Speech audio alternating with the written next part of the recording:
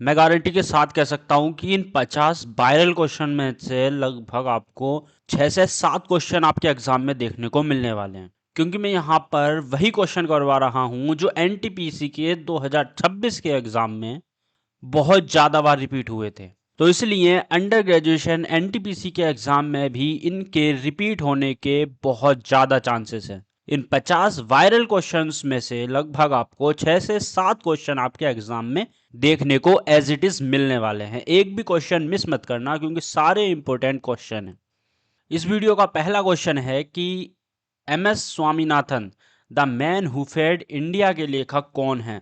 आपके एग्जाम में बुक्स के ऑथर भी पूछे जाने वाले हैं, इसलिए मैंने इस वीडियो में हर तरीके का क्वेश्चन लिया है जैसा भी आपके एग्जाम में आने वाला है। तो इस क्वेश्चन का आंसर ऑप्शन नंबर ए है, प्रियमवदा जयकुमार। ठीक है। तो सेकंड क्वेश्चन है कि संविधान के किस अनुच्छेद के प्रावधान के अनुसार भारत का राष्ट्रपति सर्वोच्च न्यायालय से सलाह ले सकता है। तो ये ऑप्शन नंबर डी यहां पर राइट आंसर है, अनुच्छेद 143। मैं आपको बता दूं कि पॉलिटी से कोई सिंपल क्वेश्चन आपका नहीं आने वाला है। आर्टिकल अगर पूछेगा तो बहुत ज़्यादा डीपली पूछने वाला है, इसलिए मैंने आपको इस तरीके का क्वेश्चन यहाँ पर करवाया है। ठीक है। बाकी अगर आप चाहते हैं कि जितने भी मेन आर्टिकल हैं वो सारे मैं एक ही वीडियो में करवा दूं, तो उसके लिए आप इस वीडियो के कमेंट बॉक्स में मुझे बताएं। ठीक है। अब अगला क्वेश्चन है कि आईएमएफ की जनवरी 2025 की रिपोर्ट के अनुसार 2025 के लिए अनुमानित वैश्विक मुद्रास्फीति दर क्या है। तो ये ऑप्शन नंबर सी यहाँ पर राइट आंसर है, 4.2%। ठीक है। ये क्वेश्चन बहुत बार रिपीट हुआ था, इसलिए मैंने इस क्वेश्चन को यहाँ पर लिया है।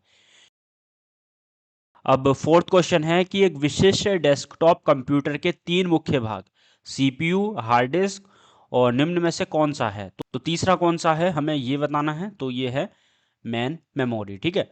Option number B. अब अगला क्वेश्चन है कि निम्न में से कौन सी भारत की नागरिकता प्राप्त करने के लिए शर्त नहीं है। तो एक निवास स्थान ये शर्त हो सकता है, संपत्ति रखना ये कोई शर्त नहीं है। ठीक है। तो ऑप्शन नंबर बी यहाँ पर कोई शर्त नहीं है कि जिसके पास संपत्ति होगी वो भारत की नागरिकता प्राप्त कर सकता है। ऐसी कोई शर्त भारत के संविधान में नहीं दे रखी है। ठीक है। यहाँ पर हमें इस शब्द को जरूर देखना है, शर्त नहीं। क्वेश्चन है कि भारत का एकमात्र सक्रिय ज्वालामुखी अंडमान एवं निकोबार के द्वीप में स्थित है। तो ये कहाँ पर स्थित है, ये वेरन द्वीप पर स्थित है, ऑप्शन नंबर सी। अगला क्वेश्चन है कि इंटरनेट पर मूल सामग्री ओरिजिनल कंटेंट को प्रसारित करने की प्रक्रिया को क्या कहा जाता है। तो ये कहा जाता है वेब प्रकाशन। ठीक है। अगला क्वेश्चन, उपन्यास the ministry of utmost happiness के लेखक कौन है। तो कौन है, Arundhati Roy, option number B.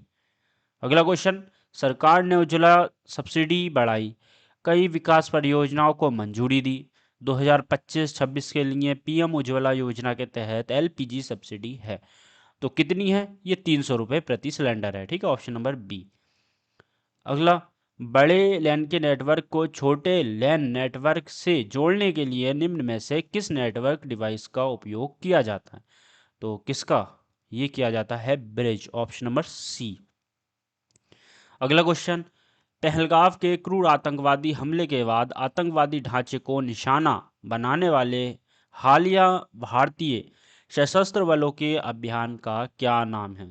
आपके एनटीपीसी का जो एग्ज़ाम हुआ था ना, उसमें इस तरीके के बहुत सारे ऑपरेशन पूछे गए थे। इस वीडियो में मैंने सिर्फ एक ही ऑपरेशन लिया है, पहलगाम वाला, क्योंकि ये बहुत ज़्यादा रिपीट हुआ था। तो ये कौन सा ऑपरेशन था, ये था ऑपरेशन सिंदूर। ठीक है। ज़्यादातर लोग आप जानते ही होंगे। ठीक है। बाकी जितना आपका स्कोर रहे इस वीडियो के कमेंट बॉक्स में मुझे ज़रूर बताना। अगला क्वेश्चन है कि वह विटामिन जिसकी मात्रा लैक्टिक एसिड बैक्टीरिया द्वारा दूध को दही में बदलने के बाद बढ़ जाती है। तो विटामिन B12। ठीक है। बाकी आपको इसकी पीडीएफ मेरे टेलीग्राम चैनल पर मिलेगी, वहाँ से जाकर के आप डाउनलोड कर सकते हैं, लिंक डिस्क्रिप्शन बॉक्स में। अगला क्वेश्चन है कि 1960 के दशक में जीवित कोशिकाओं में आनुवांशिक कोड को समझने की प्रक्रिया को किस वैज्ञानिक ने विकसित किया। तो किसने, ये किया था मार्शल मिरेनबर्ग ने।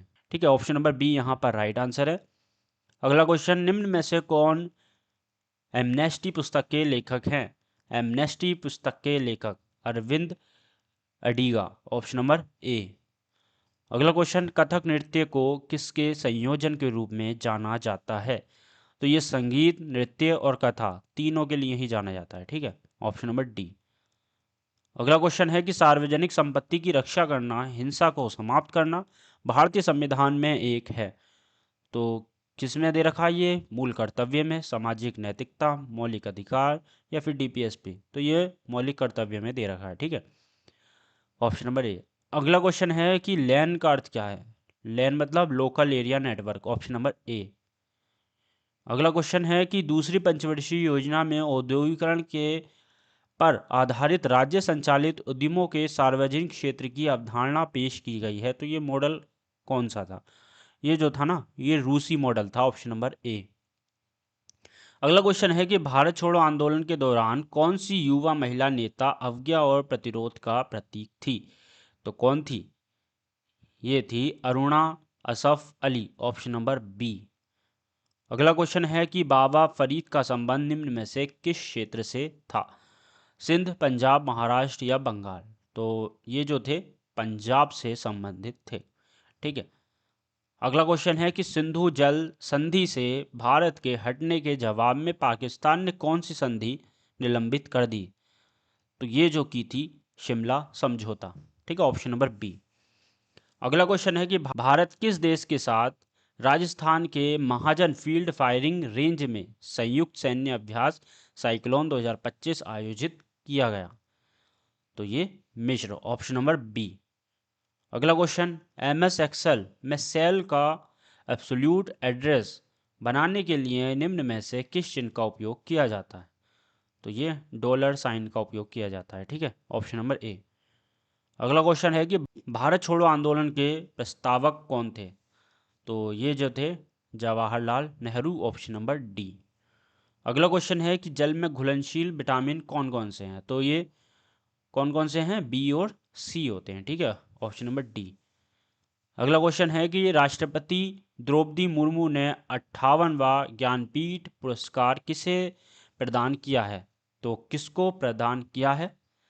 तो ये हैं ऑप्शन नंबर ए, जगत गुरु राम भद्राचार्य और गुलजार, ऑप्शन नंबर ए, ठीक है। इसकी पीडीएफ आपको मेरे टेलीग्राम चैनल पर मिलेगी, लिंक डिस्क्रिप्शन बॉक्स में है, वहां से जाकर के आप तुरंत डाउनलोड कर सकते हैं।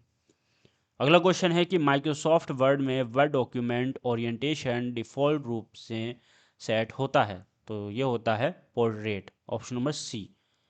अगला क्वेश्चन है कि राजनीतिक विज्ञान में पीआईएल शब्द का पूर्ण रूप क्या है? तो जनहित याचिका, ऑप्शन नंबर सी। अगला क्वेश्चन, निम्न में से कौन सी ट्रॉफी हॉकी से संबंधित है? हॉकी से संबंधित है Bombay gold trophy, option number D. अगला क्वेश्चन है कि निम्न में से कौन सा लॉर्ड डलहौजी के समय हुआ था?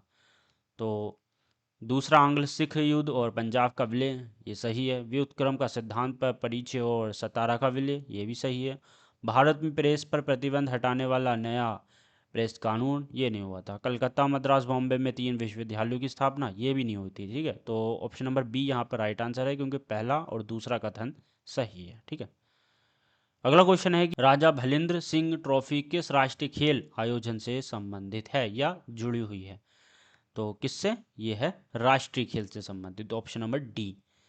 अगला क्वेश्चन है कि सार्वभौमिक वयस्क मताधिकार का विचार निम्न में से किस पर आधारित है? समानता, अखंडता, संप्रभुता या एकता? तो ये सिर्फ और सिर्फ समानता पर आधारित है, ऑप्शन नंबर ए, केवल एक। अगला क्वेश्चन है कि चार्टर एक्ट 1813 के संबंध में निम्नलिखित कथनों पर विचार कीजिए।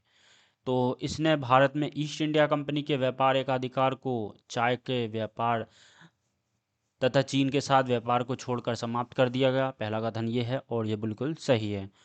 अगला है कि इसने कंपनी द्वारा अधिकार में लिए गए भारतीय राज्य क्षेत्रों पर ब्रिटिश राज या फिर कहें कि क्राउन की संप्रभुता को सुदृढ़ कर दिया, बिल्कुल सही है। अगला है कि भारत का राजस्व अब ब्रिटिश संसद के नियंत्रण में आ गया, ये गलत है। तो कौन सा? पहला और दूसरा सही है, सिर्फ ऑप्शन नंबर ए। क्वेश्चन है कि होजे सुल्तानी दिल्ली के बाहर एक बड़ा जलाशय था जिसका निर्माण किसने करवाया? तो किसने ये किया था?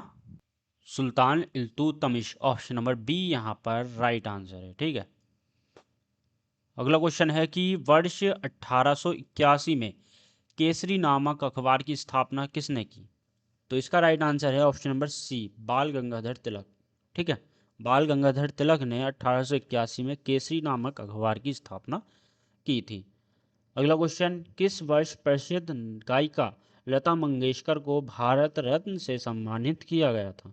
तो ये 2001 में किया गया था। ठीक है, ऑप्शन नंबर सी। अगला क्वेश्चन है कि चुंबकीय रेखाएं किस दिशा से निकलती हैं? तो ये उत्तरी ध्रुव से निकलती हैं। अगला, भारत के चुनाव आयोग द्वारा लॉन्च किए जा रहे नए वन स्टॉप डिजिटल प्लेटफॉर्म का नाम क्या है? तो ये है ऑप्शन नंबर सी, ECINET। ठीक है, अगला, जल प्रतिरोधी श्रेणी में फॉरवर्ड फास्टर सस्टेनेबिलिटी अवार्ड 2025 किस कंपनी ने जीता? तो ये जो जीता है ये NTPC लिमिटेड ने जीता, ऑप्शन नंबर ए। ठीक है, अगला क्वेश्चन है कि 2025 की मानव विकास रिपोर्ट में भारत की रैंक क्या है? तो ये जो रैंक है ना 130। ठीक है, ऑप्शन नंबर सी यहाँ पर राइट आंसर है। बाकी के 10 क्वेश्चन हम करंट अफेयर के देखेंगे जो कि बहुत ज़्यादा महत्वपूर्ण है। इन क्वेश्चन को बिल्कुल भी स्किप मत करना क्योंकि करंट अफेयर के लगभग 8 से 9 क्वेश्चन आपके एग्जाम में आने ही आने हैं, जो कि वन लाइनर फॉर्मेट में मैं करवाऊंगा। क्वेश्चन है कि हाल ही में किस देश की पहली महिला प्रधानमंत्री खालिदा जिया का निधन हुआ है? तो बांग्लादेश की। ठीक है, और यहाँ पर बांग्लादेश राइट आंसर है। अगला क्वेश्चन है कि हाल ही में इजराइल सरकार ने 2026 में किसे शांति पुरस्कार देने की घोषणा की है? Donald Trump. क्वेश्चन है कि हाल ही में 13वें मोहम्मद बिन राशिद अंतर्राष्ट्रीय खेल पुरस्कार की ग्लोबल लाइफटाइम अचीवमेंट अवार्ड श्रेणी में किसे सम्मानित किया गया है? तो ये नोवाक जोकोविच। अगला क्वेश्चन है कि हाल ही में मेडिकल शिक्षा शासन के लिए ई स्वास्थ्य संवाद डिजिटल प्लेटफॉर्म किसने लॉन्च किया? तो ये राजस्थान ने। क्वेश्चन है कि हाल ही में सुप्रीम कोर्ट ने पासपोर्ट के अधिकार को किस अनुच्छेद के तहत मूल अधिकार घोषित कर दिया? आर्टिकल 21। क्वेश्चन है कि हाल ही में यूरो मुद्रा अपनाने वाला 21वां देश कौन सा है? तो बुल्गारिया। हाल ही में 18 साल की उम्र में साउथ पोल तक स्कीइंग करने वाली सबसे कम उम्र की पहली भारतीय महिला कौन है? काम्या कार्तिकेयन। जितने भी क्वेश्चन हैं वेरी इंपॉर्टेंट है। अगर आपको याद ऐसे नहीं हो रहे हैं तो इस वीडियो को 1 से 2 बार और देख लेना, सारे ही क्वेश्चन आपको याद हो जाएंगे और एक एक क्वेश्चन बहुत ज़्यादा इंपॉर्टेंट है आप सभी के लिए। ठीक है, याद करके ज़रूर जाना। क्वेश्चन है कि हाल ही में भारत के राष्ट्रपति ने संथाल भाषा की ओल चिकी लिपि के शताब्दी समारोह में कहाँ भाग लिया? तो ये झारखंड में लिया है। ठीक है, क्वेश्चन है कि वर्ष 2026 का 52वां G7 शिखर सम्मेलन किसकी मेजबानी में आयोजित होगा? तो ये फ्रांस की। अगला क्वेश्चन है कि भारतीय रेलवे पहली वंदे भारत स्लीपर ट्रेन कहाँ प्रारंभ करेगा? तो ये गुवाहाटी से हावड़ा के बीच। ठीक है, ये थे टॉप 50 वायरल क्वेश्चन जो आपके अंडर ग्रेजुएशन के NTPC के एग्ज़ाम में आने के 100% चांसेस हैं। इन्हीं 50 क्वेश्चन में से 2 से 3 क्वेश्चन आपको एज इट इज़ ऐसे ही दिखने वाले हैं। बाकी और भी जो वायरल क्वेश्चन हैं वो मैं आने वाली नेक्स्ट वीडियोस में करवाऊंगा। वो सारी वीडियोस पाने के लिए चैनल अभी सब्सक्राइब कर दें। बाकी आपको इसकी PDF मेरे टेलीग्राम चैनल पर मिलेगी, वहाँ से जाकर के आप इजीली डाउनलोड कर सकते हैं, जिसका लिंक इस वीडियो के डिस्क्रिप्शन बॉक्स में। तो मिलते हैं नेक्स्ट वीडियो में। जय हिंद, जय भारत।